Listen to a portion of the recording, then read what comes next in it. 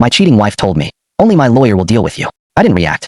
I just watched her pack, tossing dresses with her usual arrogance, leaving the dog hiding under the table. While she believed she was walking away victorious, I opened the hidden safe in the garage. Behind the pegboard, tucked behind fake screws, was a leather folder marked Marital Contingency, Revision 3C.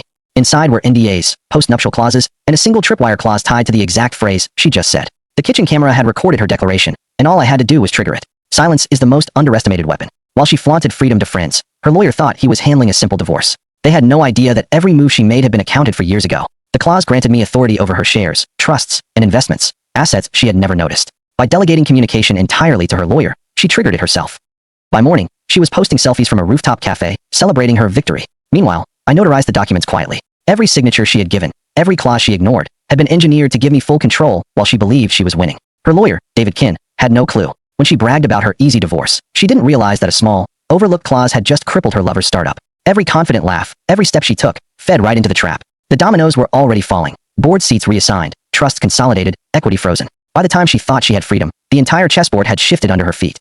She called Hassan, her new lover, only to discover that his Series B funding had been blocked by a morality clause buried in the post-nuptial agreements she ignored. By the time she confronted him, he was already blacklisted by VCs and trapped by the legal architecture she thought she had outsmarted. She followed him down the street, yelling, but he walked away, leaving her alone on the sidewalk. Every move she assumed was safe had been calculated, and the patience I had kept for years paid off without raising my voice, without confrontation.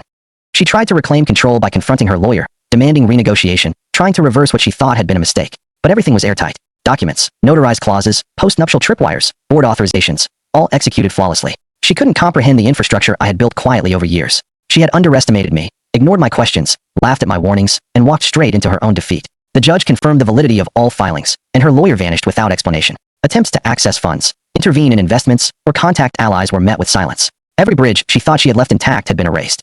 She watched from her condo as I assumed full leadership of Glen Haven Holdings, Langston Capital, and the Barner Foundation. Her attempts to act, to contact me, to manipulate the situation, were irrelevant. The world I had built was not dependent on confrontation, not dependent on chaos, but on precision. Every legal document, every clause, every quietly executed move ensured that she had no recourse. When she finally saw me on television delivering a keynote, assuming full control, and acknowledging the structural reorganization of her lover's company, she understood the depth of her miscalculation. She had mocked me as ordinary, background noise, while I had quietly been gravity itself.